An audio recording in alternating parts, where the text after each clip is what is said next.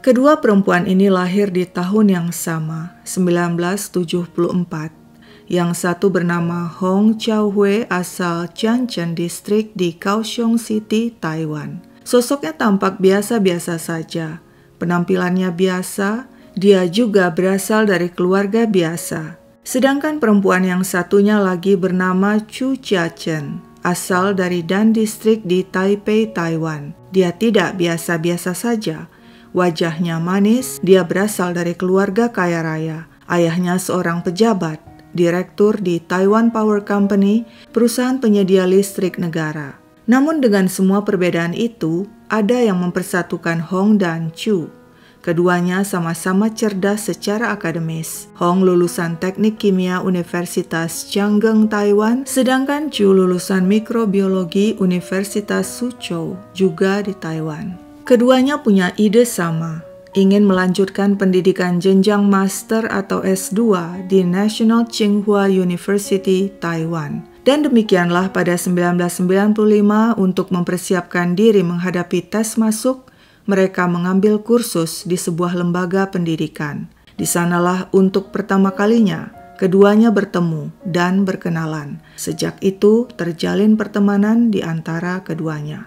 Tak disangka, tahun berikutnya, 1996, kedua perempuan cerdas itu berhasil lolos tes dan diterima di Institut Biologi Radiasi yang merupakan bagian dari National Tsinghua University. Hubungan mereka semakin akrab, terlebih keduanya tinggal satu asrama. Kini Hong dan Chu jadi sahabat yang tidak terpisahkan, kemana-mana selalu bersama. Hong suka berteman dengan Chu yang baik hati. Sebagai anak orang kaya, Chu pemurah, sering mengajak Hong jalan-jalan dan mentraktirnya. Uang tidak masalah bagi Chu karena dirinya dibekali kartu kredit oleh sang ayah.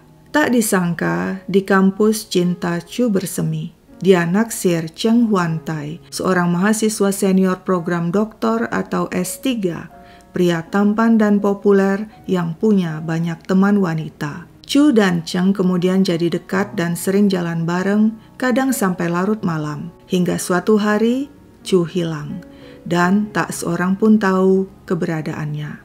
Di mana sang mahasiswi berada?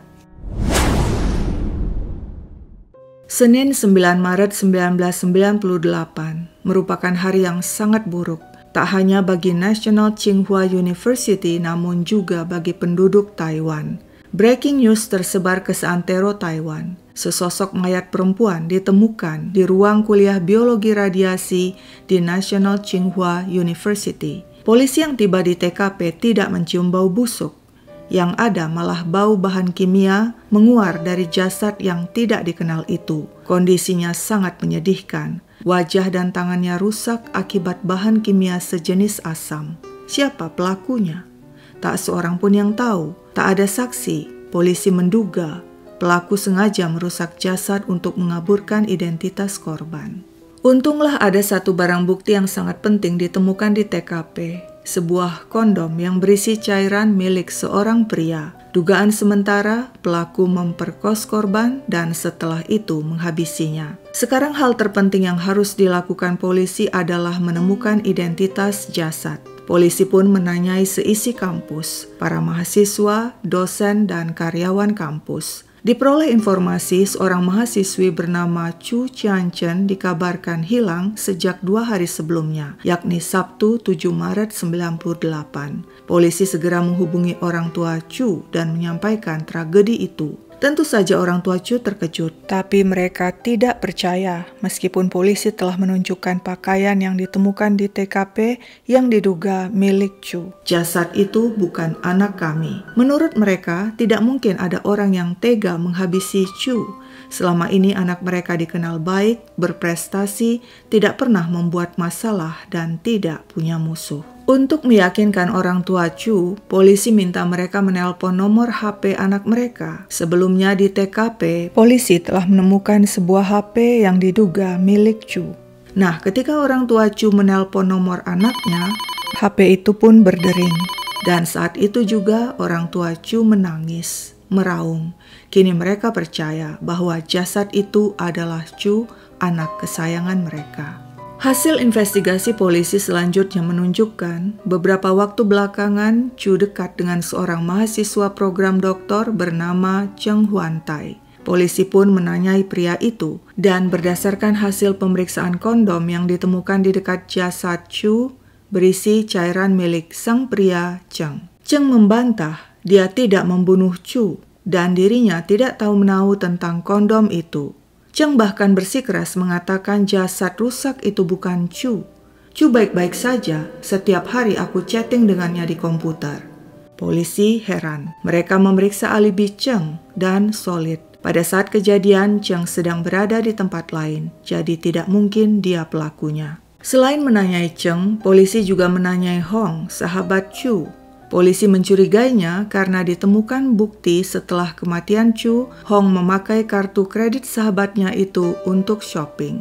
Saat ditanyai polisi, Hong tidak kooperatif dan malah menantang. Jangan coba-coba menekan diriku dengan pertanyaan kalian yang menjebak. Aku kenal segudang pengacara. Polisi tidak kehabisan akal.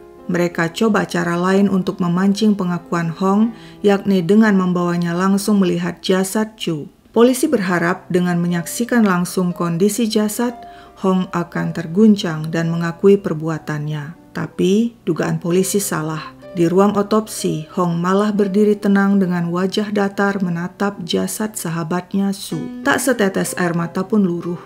Tiada isak tangis dan raut syok di wajah. Dia mirip seorang psikopat. Upaya polisi mendapatkan pengakuan Hong gagal. Investigasi sempat macet. Polisi sebenarnya yakin Hong ada sangkut pautnya dengan kematian Chu, namun mereka tak bisa membuktikannya. Akhirnya investigasi diambil alih Cheng Chaokui, Direktur Forensik di Biro Kriminal Taiwan. Cheng kembali meneliti ulang bukti-bukti yang ditemukan di TKP.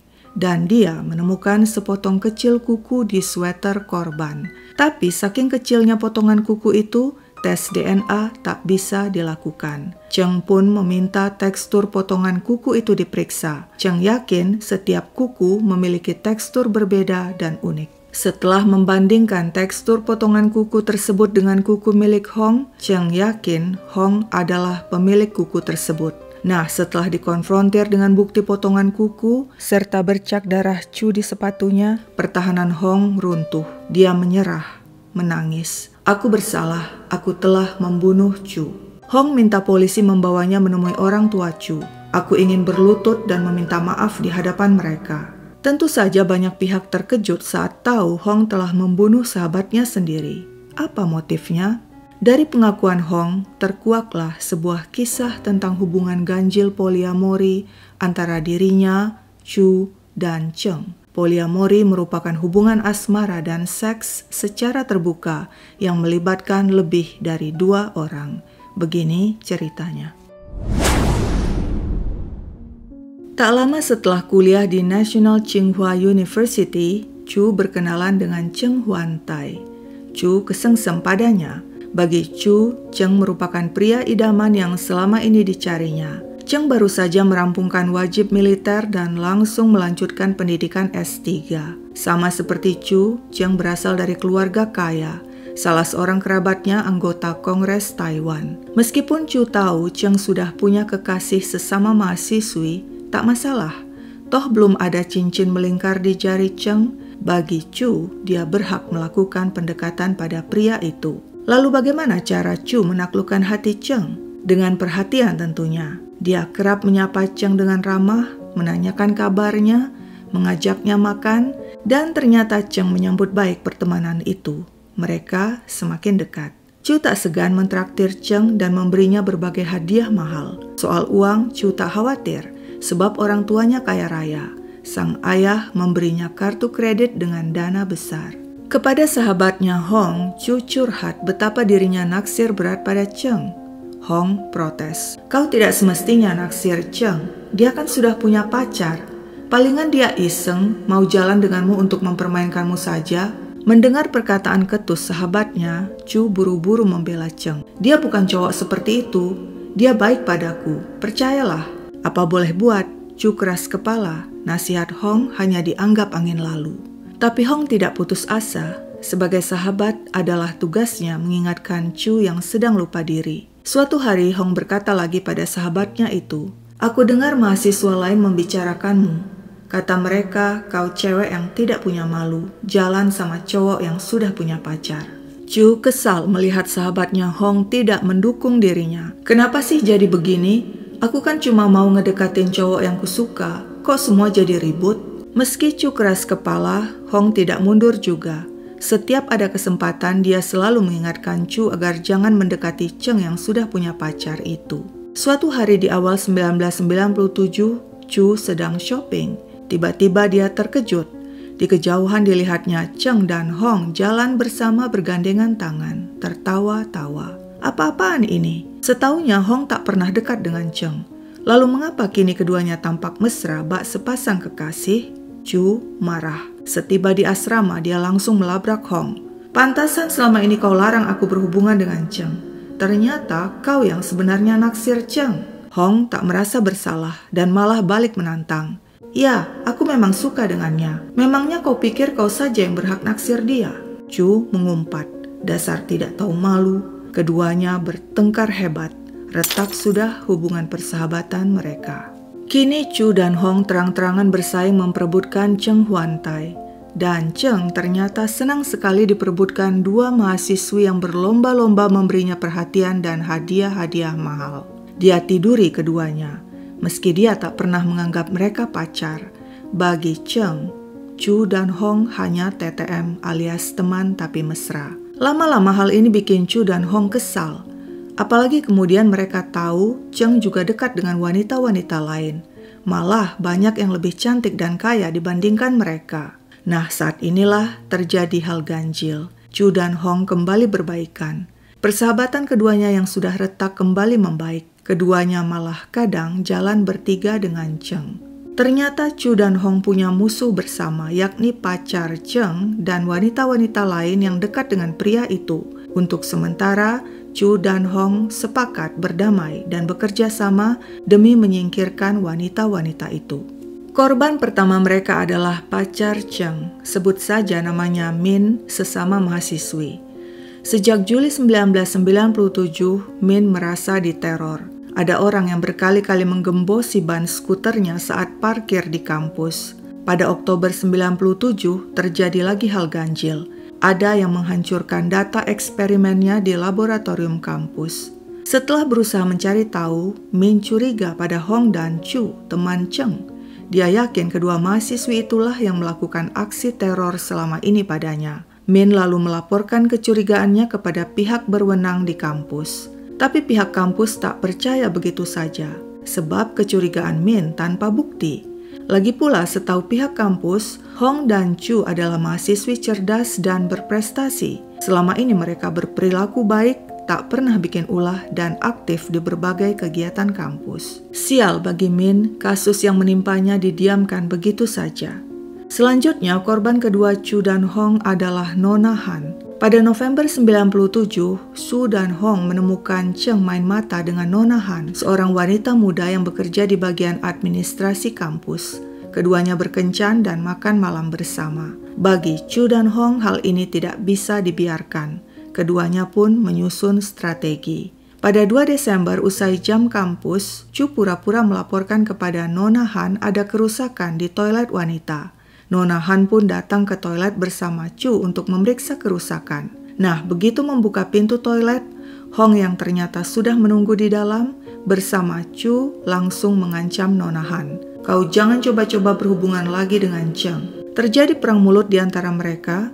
Ujung-ujungnya Hong menghajar Nona Han hingga wajah wanita malang itu babak belur.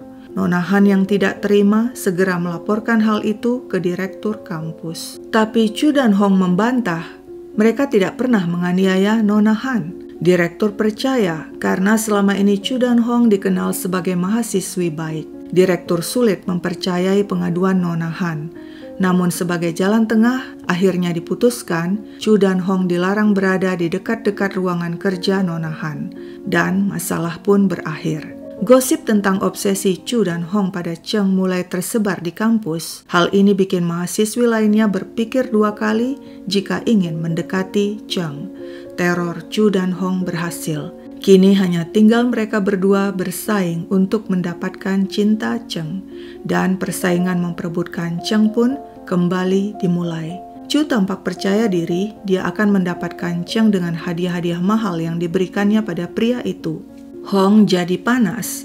Sebenarnya dia juga ingin selalu menyenangkan Cheng, tapi uangnya tak sebanyak Chu.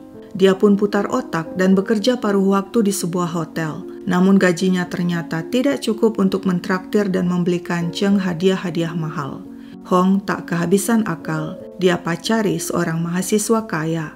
Sang pacar yang cinta mati pada Hong memberikan apa saja pada perempuan itu, termasuk uang, dan memberikan 2 kartu kredit padanya. Dengan uang dan kartu kredit pemberian pacarnya itu, Hong menghujani Cheng dengan berbagai hadiah mahal.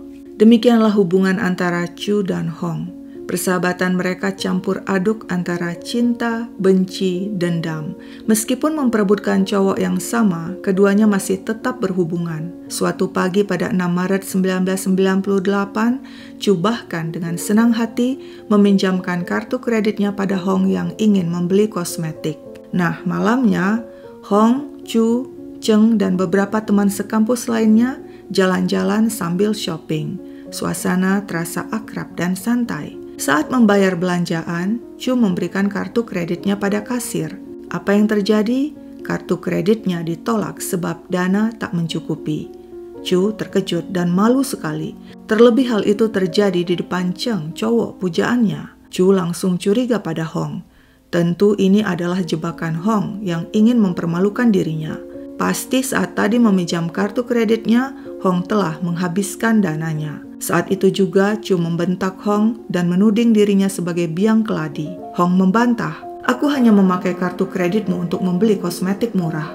Tapi Chu tidak terima. Dia jambak rambut Hong. Hong tidak tinggal diam. Dia balas memukul Chu. Terjadi perkelahian fisik di antara keduanya. Cheng, sang pemuda pujaan, hanya diam menyaksikan kedua perempuan itu berkelahi. Untung seorang mahasiswa lainnya berinisiatif melerai. Acara jalan-jalan malam itu berakhir buruk. Keesokan hari Sabtu 7 Maret 1998, kampus libur. Chu dan Hong memutuskan bertemu di ruang kuliah untuk membicarakan masalah mereka. "Aku minta kau kembalikan dana kartu kreditku yang telah kau curi," tegas Chu. Hong lagi-lagi membantah dia tidak mencurinya. "Baiklah, kalau begitu, aku akan laporkan kau ke pihak kampus, kecuali kau mau menuruti persyaratanku." Chu mengajukan penawaran. Dia berjanji tidak akan melapor dan merelakan uang yang dicuri Hong asalkan Hong berjanji meninggalkan Cheng dan tidak akan berhubungan lagi dengan pria itu. Hong tertawa sinis lantas mengumpat, "Kau pikir siapa dirimu mengancam diriku?" Dan mudah ditebak, perkelahian fisik pun tak terelakkan. Keduanya saling serang, saling hantam. Namun Hong lebih kuat. Dia cekik Chu dan membenturkan kepala sahabatnya itu ke lantai berkali-kali. Chu menjerit-jerit. Khawatir jeritan Chu terdengar orang, Hong bergegas mengambil sebotol kloroform dan menumpahkannya di wajah Chu hingga wanita itu pingsan. Lalu dia seret tubuh Chu ke pojok ruangan dan membersihkan darah yang berceceran di lantai. Malamnya pukul 9, Hong kembali ke TKP dan menemukan Chu telah tewas karena kebanyakan menghirup kloroform. Apa yang kini harus dilakukannya? Hong harus menghilangkan jasad Chu. Bergegas dia mengambil bahan kimia sejenis zat asam dan menyiramkannya ke wajah dan tangan Chu. Lalu Hong kembali ke asrama dan mengambil kondom bekas Cheng dan menaruhnya di dekat jasad Chu. Tujuannya untuk mengaburkan investigasi dan nantinya polisi mengira Chu diperkos dan dibunuh seorang pria. Setelah itu Hong kembali ke asrama dan berhasil membuka email Chu dan chat dengan Cheng seolah-olah dirinya adalah Chu. Sebab itulah ketika ditanyai polisi, Cheng bersikeras dirinya berkomunikasi dengan Chu meski jelas-jelas saat itu Chu telah tewas. Demikianlah kronologis kejadian pembunuhan Chu Tianchen yang dilakukan sahabatnya Hong Chau-hui. Persidangan kasus pembunuhan Chu digelar pada April 98 di Pengadilan Distrik Hsinchu. Jaksa penuntut umum menuntut Hong hukuman penjara seumur hidup karena dianggap telah melakukan pembunuhan berencana. Namun pada akhirnya, pengadilan memutuskan Hong melakukan pembunuhan tidak berencana dan pada Juni 98 menjatuhkan vonis 18 tahun penjara pada Hong dan denda 11 miliar rupiah sebagai kompensasi bagi orang tua Chu. Saat di penjara, Hong mendapat kunjungan dari Presiden National Tsinghua University. Sang presiden memberikan buku-buku padanya untuk dibaca dan berharap di penjara Hong bisa merenungi perbuatannya. Kurang lebih 10 tahun kemudian pada November 2008, setelah 4 kali permohonan pembebasan bersyaratnya ditolak, Hong yang saat itu telah berusia 34 tahun dan dianggap berkelakuan baik dan telah tobat, akhirnya mendapat pembebasan bersyarat. Wanita itu kembali ke rumah keluarganya di Kaohsiung City. Dia kemudian mendapatkan pekerjaan sebagai penerjemah di sebuah penerbitan. Meski tahu masa lalu Hong yang kelam, pemilik penerbitan bersedia mempekerjakannya. Hong juga mendapat tawaran dari Peking University untuk melanjutkan studi.